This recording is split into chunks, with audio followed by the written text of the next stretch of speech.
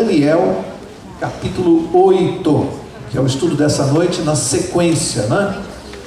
Enquanto você abre a sua Bíblia e acha o capítulo 8, eu vou fazer aqui alguns comentários a respeito desse livro, para nós vermos a importância que tem o capítulo 8 e também o 9 da quarta-feira que vem. Vamos lembrar aqui algumas coisas. Quem vem estudando conosco há de se recordar. Quem não vem acompanhando, se tiver uma dificuldade, depois fala comigo que eu posso ceder esses estudos para quem não acompanha. Vamos fazer aqui um breve resumo para vocês perceberem como essa parte profética é interessante, como Daniel vai recebendo a cada novo capítulo uma visão que acrescenta, que traz um novo aspecto sobre a visão anterior. Eu digo isso porque pode parecer que está repetitivo, mas a cada estudo algo novo é acrescentado, mostrando que Deus quer chamar a nossa atenção para algum ponto específico. Vamos ver esta noite o que Deus quer, para onde Ele quer levar a nossa atenção, tá? Então vamos recapitular. No capítulo 2 de Daniel, lembram-se aquela visão da estátua, o sonho de Nabucodonosor, e ali Deus tinha por propósito revelar para nós todos, também para Nabucodonosor, mas para nós todos, a história política do homem na terra. E ali, no símbolo daquela estátua, que tinha cabeça de ouro, peito e braços de prata, quadris de bronze, pernas de ferro, pés de ferro e barro, e ali uma pedra atinge a estátua nos pés, estraçalha, esmiuça todos esses metais, eles desaparecem da terra e a pedra cresce, enche e toma conta da terra. E nós vimos rapidamente que aqueles metais representavam reinos que no futuro, porque Daniel, quando recebeu essa visão, ele estava lá no ano 605 a.C., e Deus revelou para ele toda a história do mundo até o nosso tempo. Então a cabeça de ouro representava o quê? Babilônia. Nós estudamos na história que a Babilônia comandou o mundo. Depois da Babilônia, quem vinha? Medo-Pérsia. No tempo de Daniel, ele nem sabia que a Babilônia seria destruída, e veio a Medo-Pérsia e tomou conta do mundo. Depois da Medo-Pérsia, quem tomou conta do mundo? A Grécia, está lá na profecia. Depois da Grécia, Império Romano. Aí o que acontece com o Império Romano? Se divide em 10 partes, formando as nações da Europa. Veja que está chegando aqui perto de nós, nações da Europa. E aí naquela profecia do capítulo 2, o que acontece no tempo das nações da Europa? A pedra atinge a estátua, e a pedra simboliza o quê? A volta de Jesus Cristo. E ali a profecia do capítulo 2 ficou por aí. Chega no capítulo 7, Deus dá a mesma visão para Daniel através de outros símbolos, não mais através de metais, mas através de animais. Então ele falou do leão, do urso, do leopardo, do animal com 10 chifres, e aí ele acrescenta 2 fatos novos que não estavam no capítulo 2. Por que ele fez isso? Porque no capítulo 7 ele queria chamar a nossa atenção para esses 2 fatos que ocorrem entre o período da Europa dividida e a volta de Jesus. E esses fatos novos, o que eram? 2 elementos: o chifre pequeno e o julgamento no céu. Esses 2 fatos acontecem depois da divisão da Europa. Estudamos aqui que o chifre pequeno representa ou simboliza um poder que é político e religioso, que nasce em que período? Roma, lá na Idade Média. Tem características. O que ele faz? Profere palavras contra o Altíssimo, persegue o povo do Altíssimo, muda a lei de quem? Do Altíssimo, e faz isso por um período, um tempo, 2 tempos e metade de um tempo. Vimos aqui pelas características que não é difícil identificar esse poder religioso, esse sistema religioso muito conhecido, muito próximo aqui de nós. Deus queria chamar a atenção da existência desse sistema religioso. Então no capítulo 7, ele vem vindo, conta a mesma história da Babilônia, da Medo-Pérsia, da Grécia e de Roma, para chegar aqui, onde interessa no capítulo 7. Detectarmos a existência de um sistema religioso que vem desde lá a Idade Média, e isso se cumpriu, essa profecia hoje. Esse poder fez aquilo que a Bíblia falou que ele ia fazer. Ele mudou a lei de Deus, perseguiu o povo de Deus num determinado tempo da história. Fez isso durante aquele período que a Bíblia diz que ele faria, 1260 anos, fez isso? Está tudo certinho, tá? Bom, agora chega no capítulo 8. No capítulo 8, vocês vão notar que agora, ao invés de usar o símbolo desses animais, o leão, o urso, o leopardo e o animal com 10 chifres, Deus muda e vai usar só 2 animais. E é importante entender por que Deus fez isso. Mas de novo com a intenção de acrescentar mais alguns fatos importantes para nós. A profecia vai se preenchendo, percebem? Agora vão surgir mais 2 fatos importantes para nós entendermos, ligados a esse sistema religioso que gerou a falsa adoração, o falso culto a Deus, esse sistema religioso que persegue o povo de Deus, que muda a lei de Deus, que está em franca rebelião contra Deus. Está aqui presente diante dos nossos olhos esse sistema religioso. Deus vai mostrar algumas coisas importantes no estudo de hoje. Ele vai usar, você vai notar que até o capítulo 7 ainda existia a Babilônia. Ou seja, no 2, a cabeça de ouro, representando a Babilônia. No 7, o que? O leão. No capítulo 8, Daniel escreve, ainda imperava no mundo a Babilônia. Mas já estava quase no final profético. Faltavam uns 15 anos para a Babilônia ser destruída ou destronada pela Medo-Pérsia. Como Daniel, o profeta, já sabia disso, ele já não inclui a Babilônia na profecia, ele já começa da Medo-Pérsia. Interessante, ele estava vivendo no fim do império da Babilônia, mas já nem menciona mais. Tamanha era a iminência do cumprimento da profecia e a Medo-Pérsia ia começar a comandar o mundo. Então ele parte da Medo-Pérsia. Os animais serão substituídos e nós vamos ver por quais, tá? Então vamos ler agora Daniel 8, verso 1. E diz assim: no ano terceiro do reinado do rei Belsazzar, eu, Daniel, tive uma visão, depois daquela que eu tivera a princípio. 3º ano do rei Belsazzar. Olha, esta visão do capítulo 8 decorreu aproximadamente 2 anos depois da visão do capítulo 7.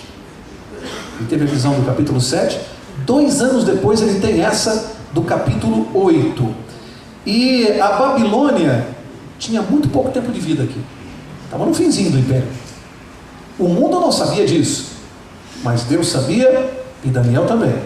O mundo ainda não. Como é que poderia prever que daqui a 15 anos esse império mundial seria destruído? Olha que coisa impressionante. Verso 2. Quando a visão me veio, pareceu-me estar na cidadela de Suzã, que é província de Elão, e vi que estava junto ao rio Ulá. E aqui ele não diz que estava lá na cidade de Suzã, ele diz que parecia estar. Então aqui não informa se ele estava presente mesmo ou se ele foi transportado para lá em visão. Não tem essa informação aqui, mas parece que ele foi transportado em visão para a cidade de Suzã. De lá é que começaria o movimento daqueles que destruíram a Babilônia. Interessante isso, começaria lá esse movimento. Verso 3. Então levantei os olhos e vi. Veja, então agora ele começa a ter a visão do capítulo 8. Eu levantei os olhos e vi, e eis que diante do rio estava o quê? Um carneiro. Guarda aí, ó. Eu disse que Deus usaria animais diferentes aqui. Estava um carneiro, o qual tinha 2 chifres, e os 2 chifres eram altos, mas um mais alto do que o outro, e o mais alto subiu por último. Para aqui, bom, já sabemos, e vai ficar ainda mais claro no estudo de hoje. Se alguém ainda tinha dúvida quanto à sequência dos impérios, no estudo de hoje isso aqui vai ficar completamente esclarecido.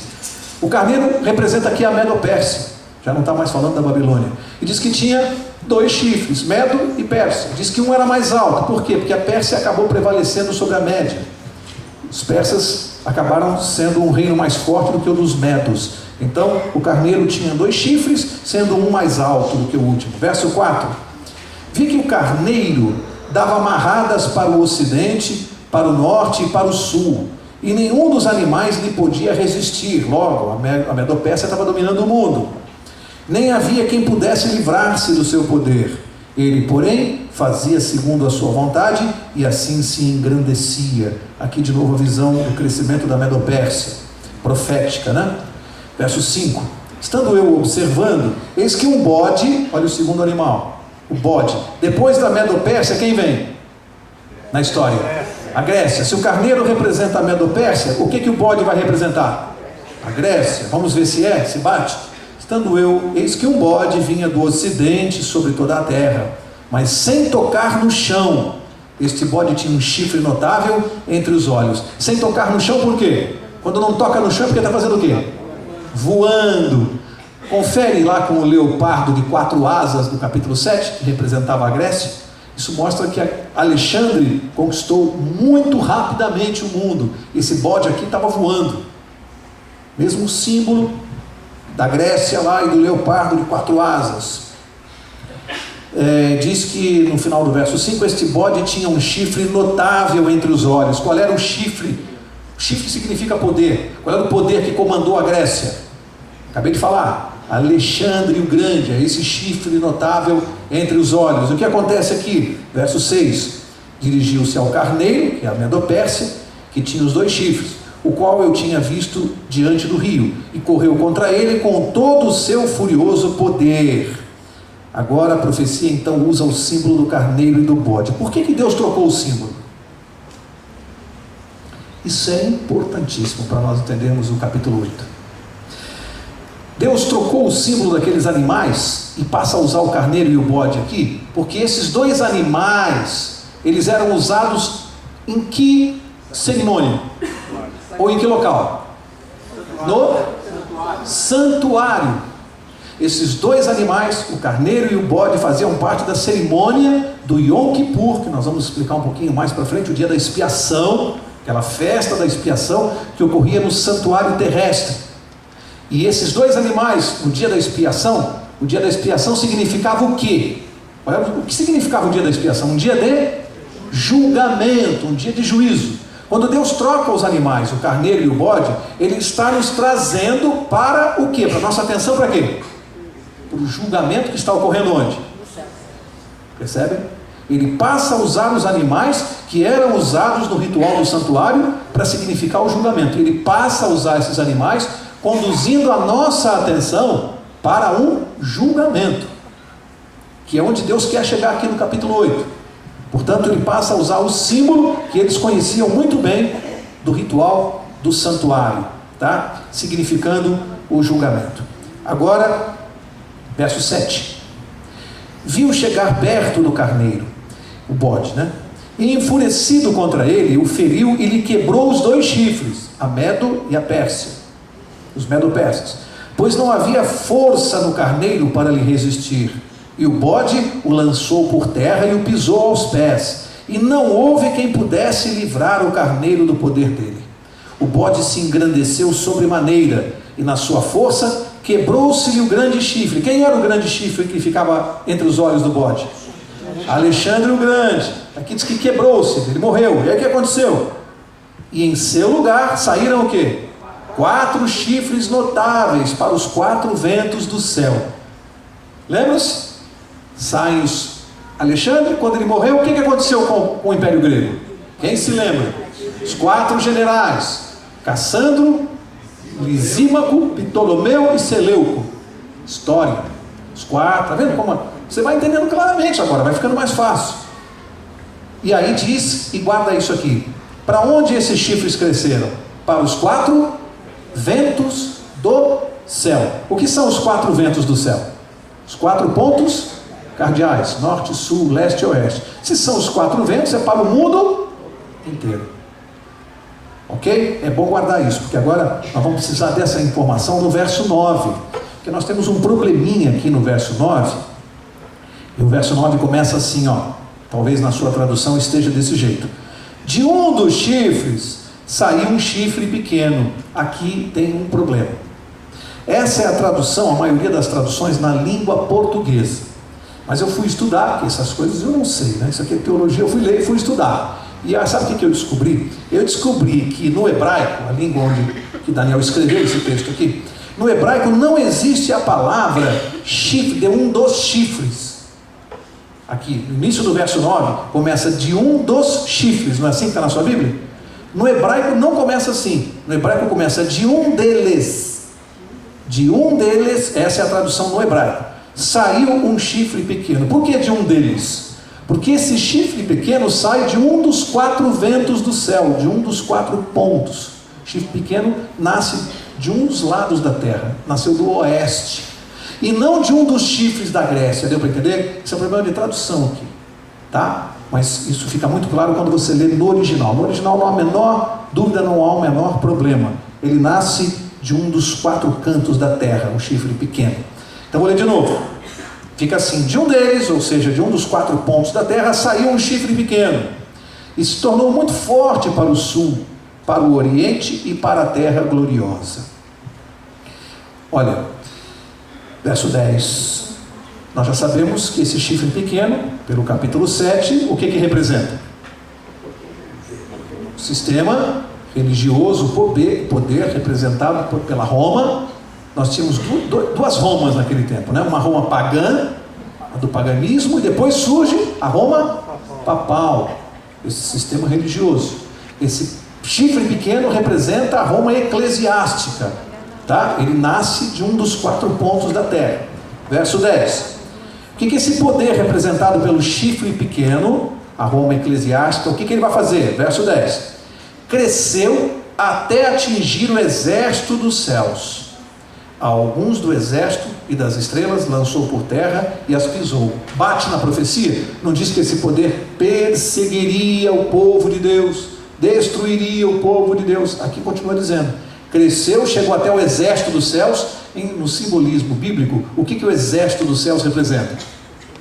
O povo de Deus, exército do céu, tá? Cresceu, pisou, ou seja, perseguiu o povo de Deus, esse poder, que nós sabemos que ele é religioso. Verso 11.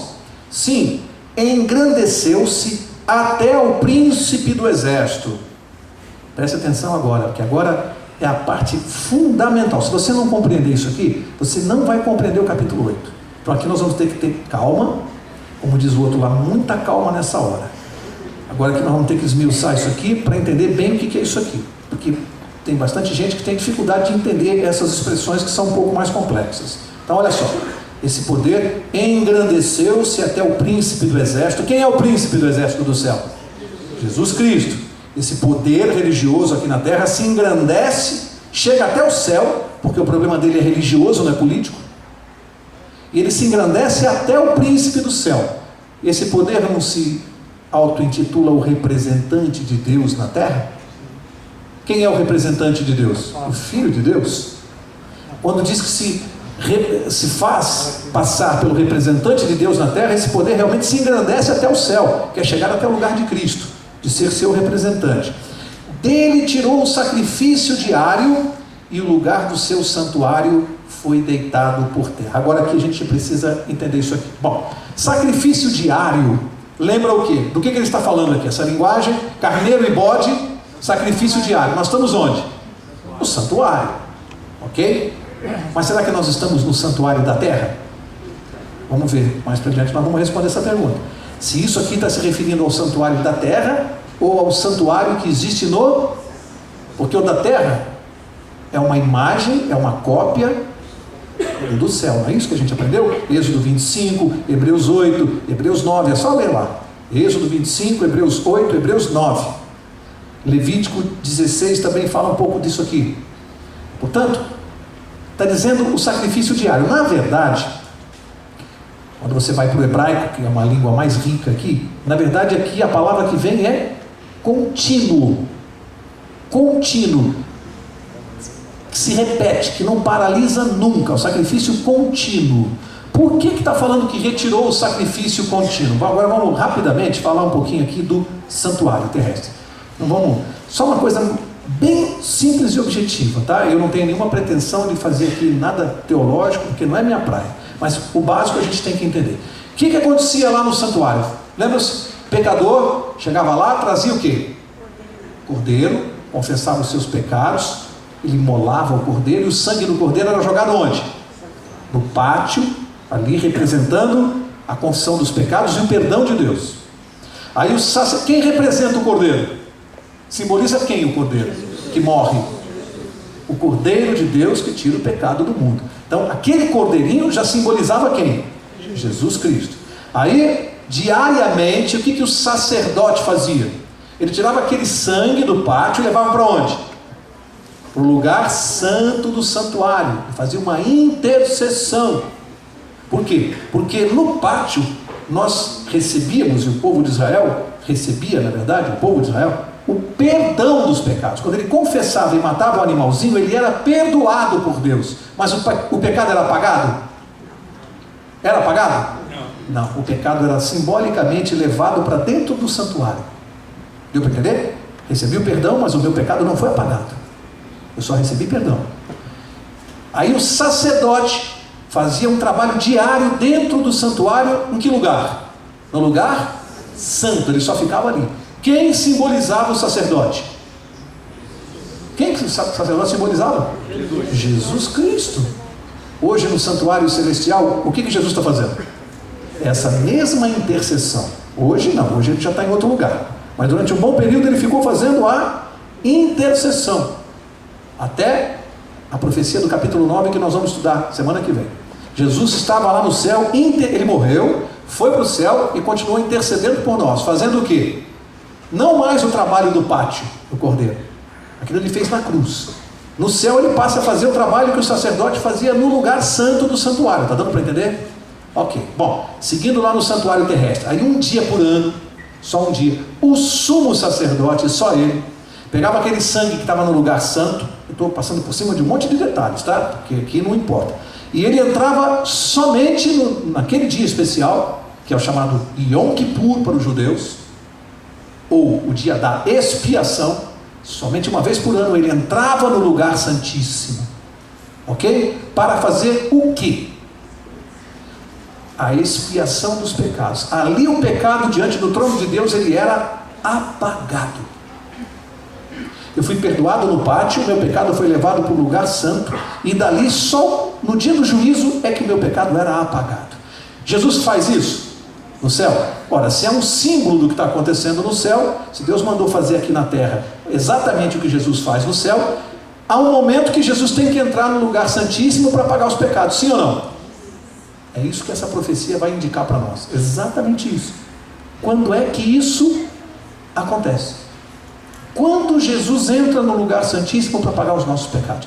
Quando aqui diz que esse poder religioso, esse sistema religioso, retira o sacrifício contínuo, está dizendo que ele está tirando a intercessão que Jesus faz por nós. Por quê? Porque esse poder vem e diz, através dos nossos representantes aqui da terra, o clero, nós somos os intercessores, nós perdoamos os seus pecados. Então você vem, confessa para mim, entra ali numa cabinezinha, confessa e eu digo, eu perdoo os teus pecados, eu sou o seu intercessor. Eu acabei de apagar o trabalho de intercessão de Jesus. Deu para entender?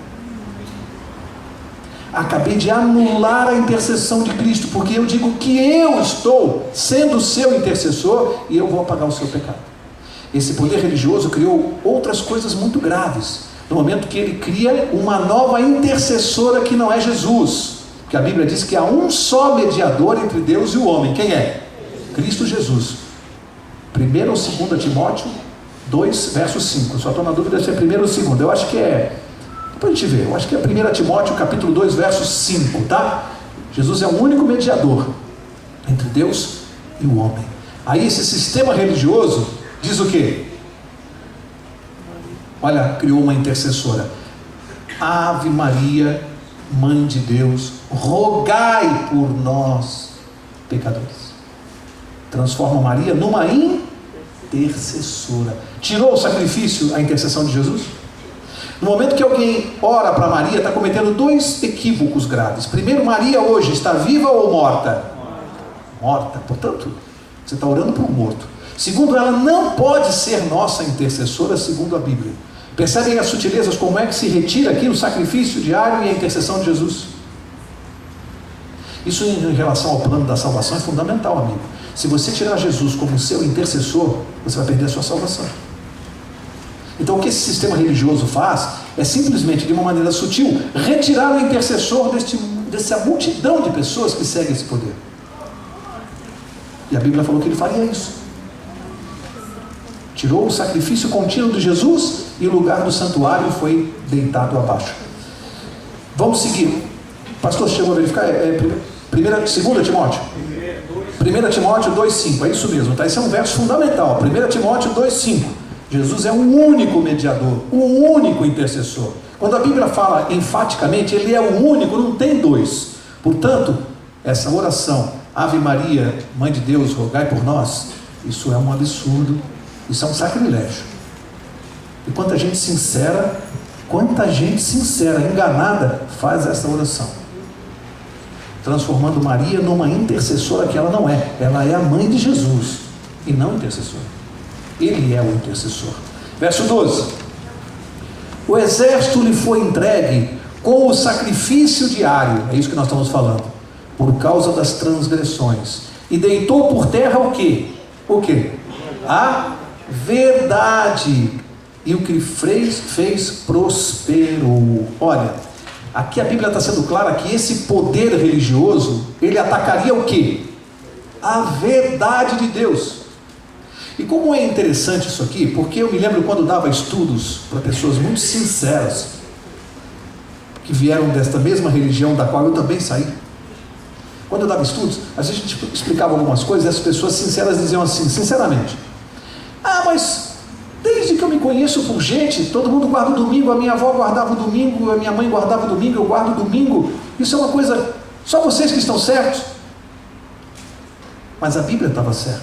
Esse poder atacaria a verdade de Deus, e diz aqui, o que fez prosperou. Mas até quando? Até quando essa verdade seria encoberta das pessoas? É isso que essa profecia vai responder. Até quando? Ela marcou uma data para isso parar. Durante séculos, mais de 1260 anos, isso foi estabelecido como verdade, porque a Bíblia diz que esse poder alteraria a verdade de Deus, e o que ele fez prosperou. Se não tivesse sido assim, a Bíblia teria errado. A Bíblia acertou. A Bíblia acertou não é porque ela chuta. Deus não adivinha, Deus revela. Portanto, tudo isso aqui é profético. Esse poder faria isso e fez. Atingiu a verdade de Deus. Criou uma série de ritos e cerimônias e dogmas que são falsos e que atingem o príncipe dos príncipes. Atinge a verdade de Cristo. E isso, lamentavelmente, é feito por uma religião. Jamais poderia ter sido feito por uma religião, por um sistema religioso, mas profeticamente foi. E diz aqui, verso 13: depois ouvi um santo que falava, e disse outro santo àquele que falava. Aqui conversa de dois anjos, né? Um santo falava e o outro ouvia. O que aconteceu? Um santo perguntou, um anjo perguntou, e o outro anjo respondeu. E a resposta desse anjo para quem que é? Para quem que é a resposta? Um anjo pergunta e o outro responde. Para quem é? Faz assim com o dedo, ó. Para você e para mim. Eles vão responder para nós. E essa pergunta aqui, que um anjo fez para o outro, é a pergunta fundamental, que é o centro do estudo dessa noite. A pergunta é essa aqui, ó. Depois ouvi um santo que falava, eu estou no verso 13, tá?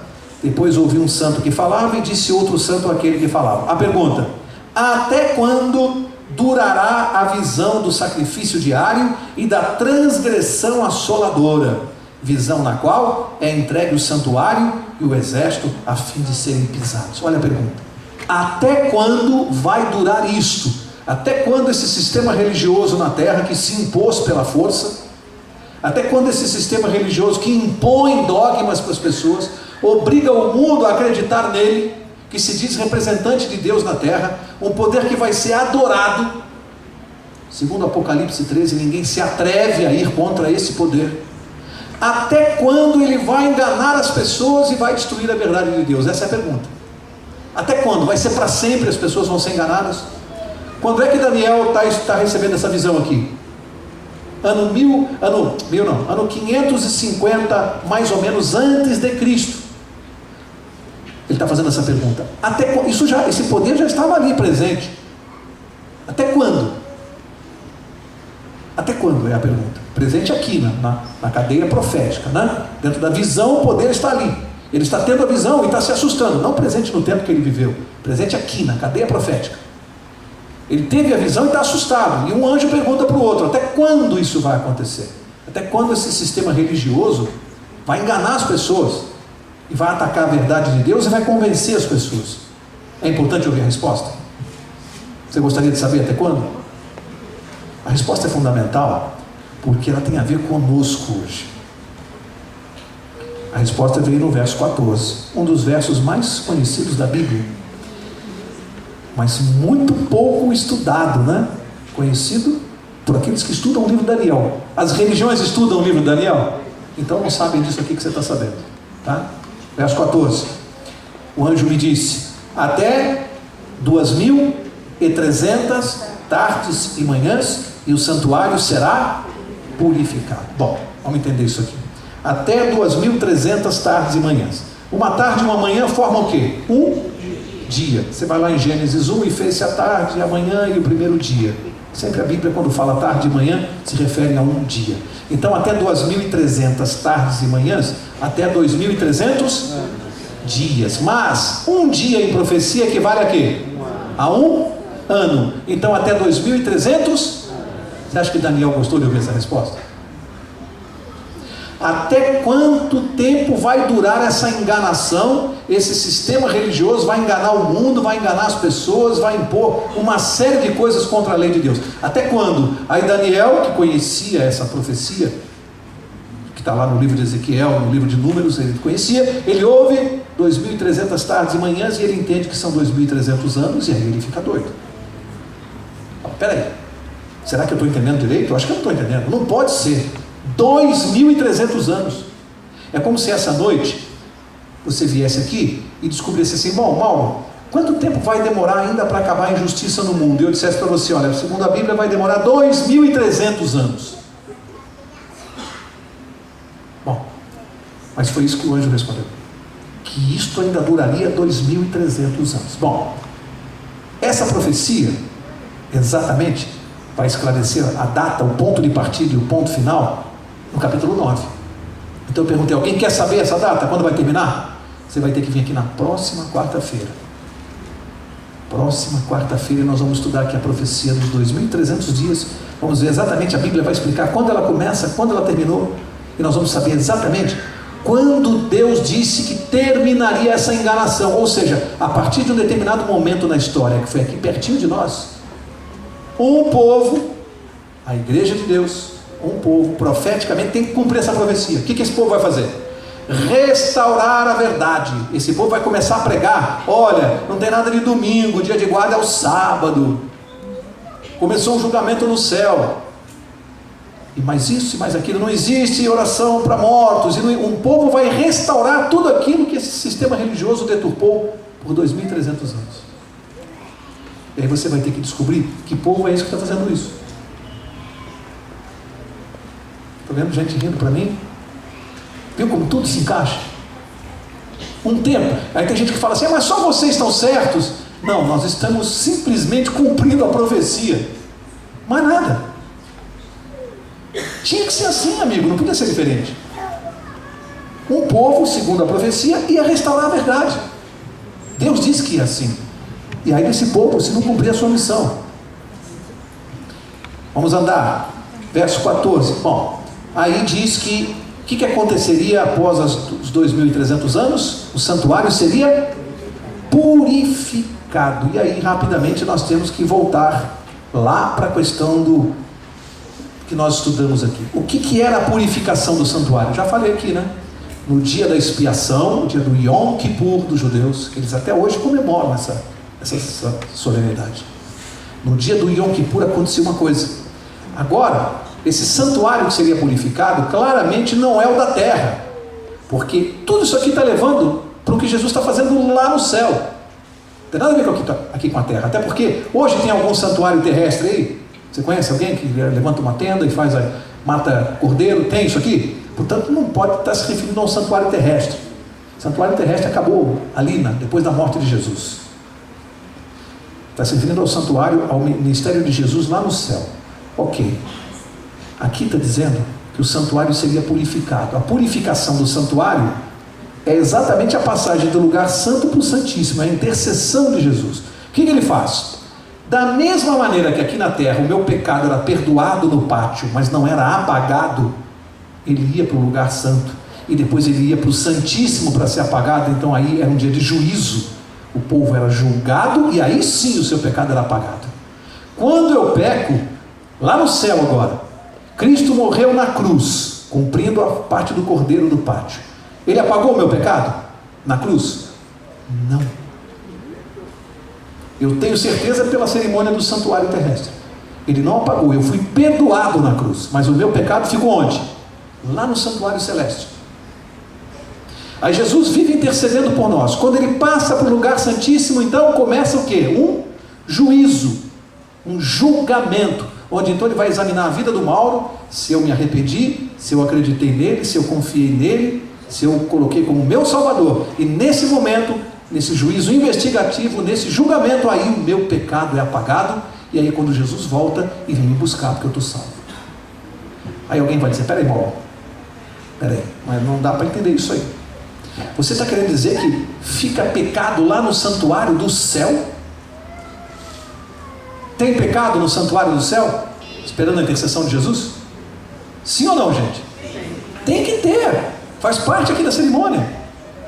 Esses pecados serão apagados, estão sendo apagados nesse momento. Ainda não posso antecipar a data do estudo da semana que vem, mas você vai ver na semana que vem quando começou esse juízo lá no céu. Esses pecados estão sendo apagados agora, e a Bíblia é clara nesse sentido, é muito clara. Portanto, tudo aquilo que acontecia aqui no santuário terrestre é uma réplica do que está acontecendo no céu.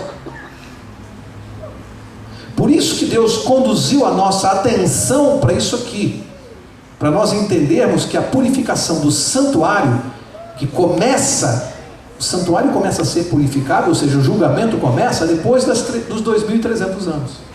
Então, para nós sabermos quando é que começou o julgamento no céu, nós temos que estudar a profecia da semana que vem e saber quando terminaram os 2.300 anos. Você vai saber a data que começou o julgamento no céu e a data que um povo começou a restaurar a verdade, que a verdade seria pisada até essa data. Percebe? E vocês vão ver se isso está se cumprindo. Ora, tem uma coisa interessante. Toda a parte visível que acontece aqui na terra, nós já vimos e está se cumprindo. Babilônia, Medo-Pérsia, Grécia, Roma, chifre pequeno, tudo isso aqui diante a história já confirmou, para que eu possa acreditar na parte que eu não posso ver, que é a parte do céu. Como é que eu sei que isso está acontecendo no céu? Porque o que aconteceu aqui na terra já está confirmado. Deus acertaria só na terra e erraria no céu? Então, se eu vi aqui acontecer, se a história confirmou, é porque lá no céu está acontecendo exatamente do jeito que ele falou. É para que eu possa crer que aquilo que eu não estou vendo está acontecendo. Deus mostrou uma parte da profecia para nós se cumprindo, para que dizer assim, Mauro, está vendo? Confia, uma parte você viu, a outra é aqui, você não está vendo, mas já já você vai ver, para mexer, para aumentar a nossa fé. Portanto, guarda isso. O foco central dessa visão são duas coisas. Foco central, para resumir, ponto central de Daniel 8. Deus quer mostrar aqui, na terra, vai haver um momento que a verdade vai ser restaurada, uma data para restauração. E nós vamos estudar na próxima quarta. E no céu vai começar, ou começou, um juízo investigativo que culmina com a volta de Jesus. Isso que essa profecia quer dizer. Duas datas, quando a verdade será restaurada e quando começou o julgamento no céu. É o centro dessa profecia. E é o capítulo 9 que vai trazer as datas para nós. O 8 informa, o 9 traz as datas. Por isso, se você perder a semana que vem, você ficou com um estudo manco, né? Uma perna só. Precisa pegar o capítulo 9 para fechar esse assunto aqui. Vamos voar para terminar. Verso 15. Havendo eu, Daniel, tido a visão, procurei entendê-la. E eis que se apresentou diante de mim um com aparência de homem. E ouvi uma voz de homem entre as margens do Ulai, a qual gritou e disse, Gabriel, dá a entender a este a visão. Quem é que é esse que apareceu com aparência de homem? Gabriel quem é? Sempre aparece para Daniel hoje. Olha como Deus é misericordioso, né? Daniel estava entendendo isso aqui tudo? Não estava entendendo nada, coitado. 2.300 anos, Senhor. Como é que pode? O que é isso aí?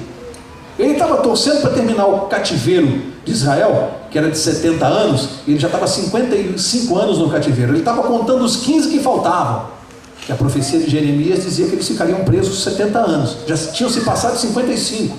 Ele estava contando os 15 anos para acabar o cativeiro. Aí Deus fala em 2.300 anos. Ele falou: Senhor, percebe? Aí Deus, para acalmá-lo, chamou Gabriel, falou: Gabriel, vai lá e explica a visão para ele. Olha esse Deus, explica para ele que ele não está entendendo. E Gabriel vai explicar no capítulo 9, por isso que você não pode perder. Verso 17: Veio, pois, para perto de onde eu estava. Ao chegar ele, fiquei amedrontado. Lógico, quando o anjo apareceu, ele se amedrontou. E prostrei-me com o rosto em terra. Mas ele me disse: entende, filho do homem, pois esta visão se refere ao tempo do... Isso é mais uma confirmação de que eram 2.300 anos.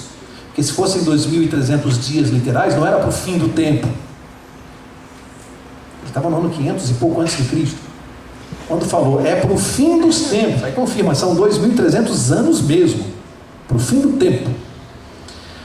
Verso 18: falava ele comigo quando caí sem sentidos, ele desmaiou, rosto em terra. Ele, porém, me tocou e me pôs em pé no lugar onde eu me achava.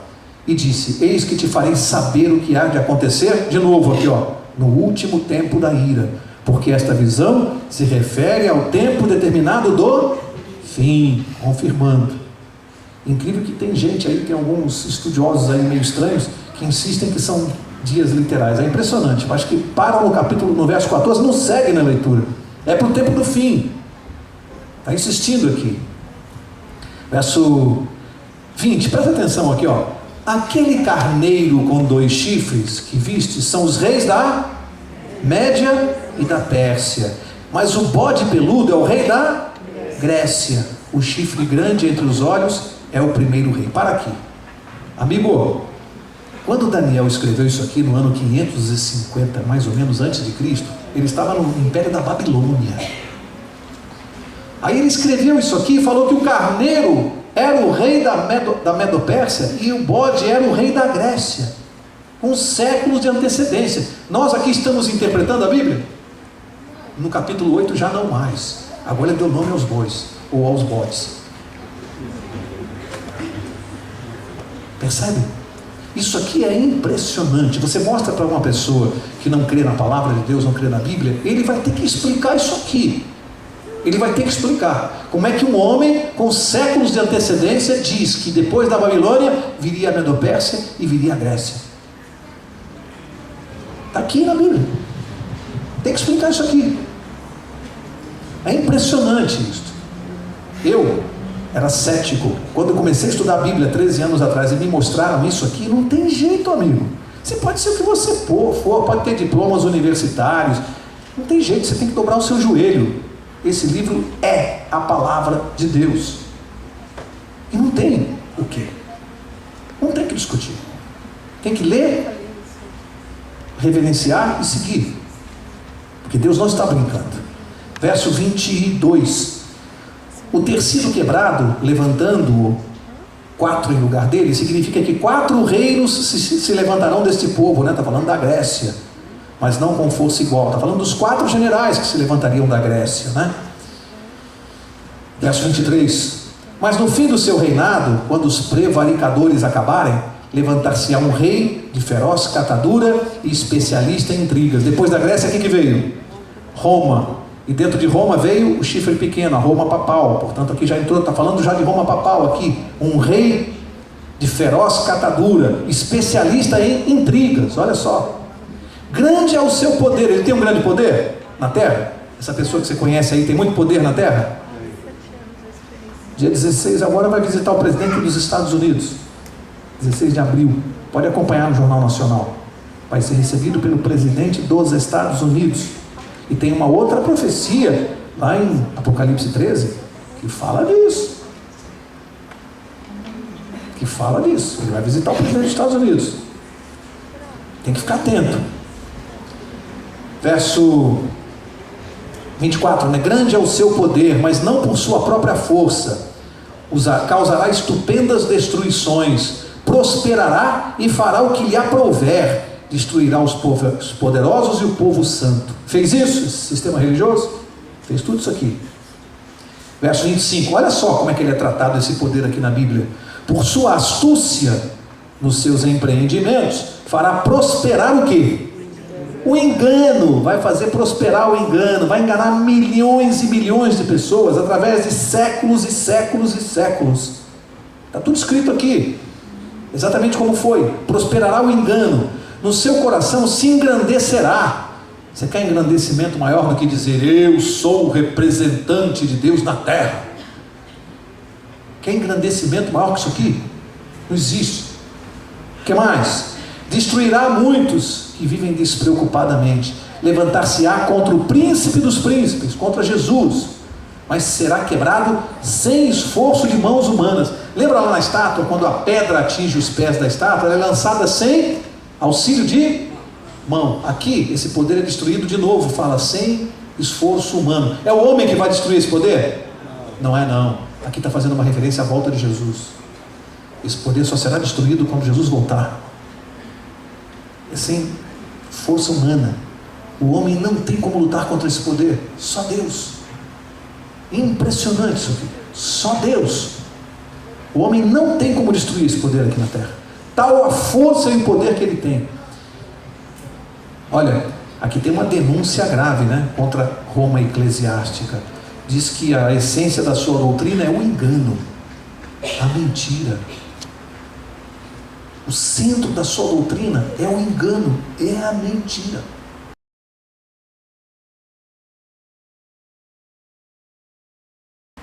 E milhões estão seguindo. E a Bíblia está dizendo para quem quiser ler, é só ler e entender. Para acabar, verso 26. A visão da tarde e da manhã que foi dita é verdadeira. Tu, porém, preserva a visão, porque se refere a dias muito distantes. Mais uma vez, a Bíblia está insistindo, são 2.300 anos, é para o fim da terra. Guarda a visão, Daniel, é para um tempo muito distante de você. Isso aqui não vai se cumprir, nem os seus netos, nem seus bisnetos, ninguém vai ver isso aqui, Daniel. É para um tempo muito distante de você. Verso 27, último. Eu, Daniel, enfraqueci e estive enfermo alguns dias. Coitado do Daniel, já velhinho, ele ficou doente com isso aqui, porque ele orava e não conseguia entender, ficou doente. Então me levantei e tratei dos negócios do rei. Olha a seriedade dele, hein? Lembra-se, ele ocupava cargo lá na Babilônia. Não se sabe se aqui ele era primeiro-ministro ainda ou não, não se tem certeza, mas ele ainda tratava dos negócios lá na Babilônia, ele tinha função lá. Espantava-me com a visão e não havia quem a entendesse. Bom, na próxima quarta nós vamos estudar, tem aqui um gráfico, nós vamos estudar essa visão. Capítulo 9 vai explicar, vai trazer detalhes sobre o prazo, você não pode perder.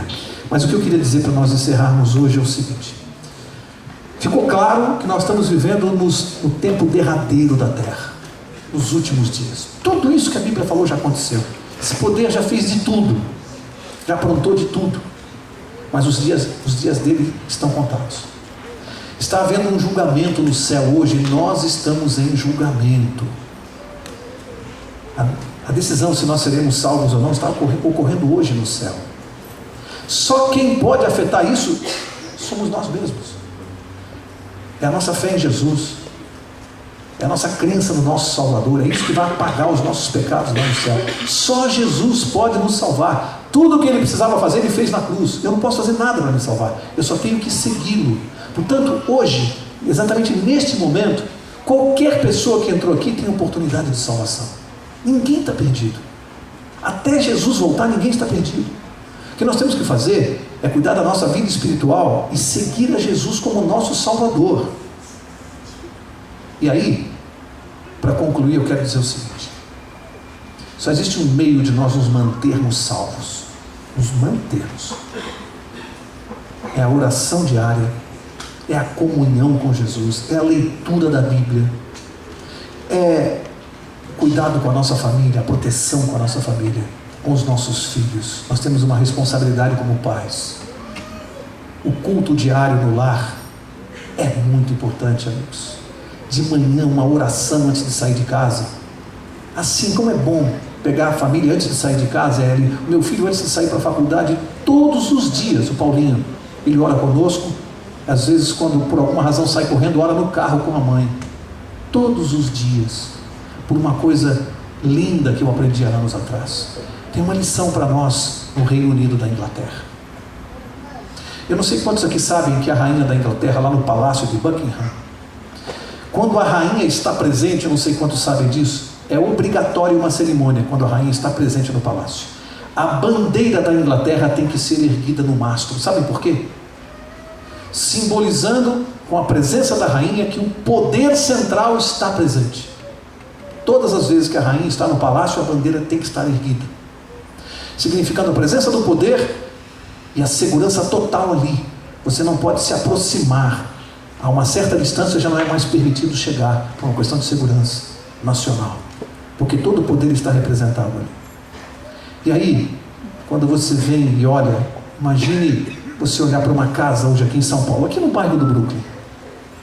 Talvez se você fosse ali umas 7 horas da manhã, você ia ver essa imagem que eu vou descrever. A Bíblia diz que milhares e milhares e milhares e milhares de anjos maus foram expulsos do céu. A Bíblia diz que eles vieram para cá. Então você pode imaginar, na presença de uma casa qualquer, assim sentado no meio-fio, 7 horas da manhã, uma série de anjos maus, demônios, sentados. Tem um chefe ali em pé. Eles têm uma missão, porque Satanás, ele é muito mais organizado do que você imagina. A tentação, a destruição para a nossa vida já sai da fábrica de madrugada, porque ele é o primeiro a acordar. O seu nome e o seu endereço, ele sabe o número da tua casa, o seu CEP, tudo o seu CPF. Quando ele acorda cedo com seus anjos, ele já tem um destino. É como se fossem carteiros esses anjos maus. Eles vão na direção, preparados com uma missão. E você vê eles sentados no meio-fio, e o chefe andando nervoso para lá e para cá. Daqui a pouco chega mais um meio apressadinho e fala: o que é? Deixa o chefe saber que vocês estão sentados aí. Vamos fazer o trabalho, gente. O que vocês estão esperando? Aí o chefe dali diz assim: vem cá, você é meio afoito, você é novato. Vou mostrar uma coisa para você que você não sabe. Vem cá, chega aqui. Está vendo em cima do telhado da casa? O que você está vendo? Aí ela fala assim: é mesmo, rapaz, estou vendo uma bandeira. Você está vendo aquela bandeira que só olhos espirituais podem ver? Só os olhos espirituais podem ver. Sabe o que significa aquilo? Quando a bandeira está hasteada, é porque o rei está presente. Aquela família levantou cedo, fez o culto, orou, invocou a presença e ele já está no palácio. Quando ele está no palácio, a bandeira sobe. E tem um exército ali que é de você se atrever a chegar perto. Você ainda é muito novato. Vamos esperar mais tempo. E ficam ali sentados no meio-fio. E daqui a pouco sai o primeiro carro para o trabalho do pai da família. E o anjo fica todo esperto, fica em pé achando que vai ter trabalho, mas o chefe diz assim: calma, rapaz, está vendo a bandeirinha no carro? É carro da embaixada deles. Os seguranças vão junto.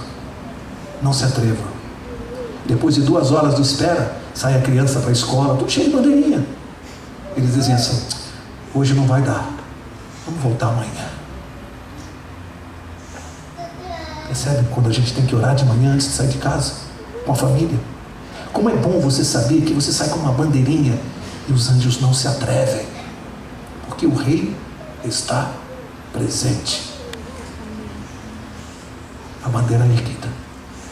Nós temos que sair daqui essa noite, todos nós, uma bandeira na mão. Uma bandeira que só os olhos espirituais podem ver.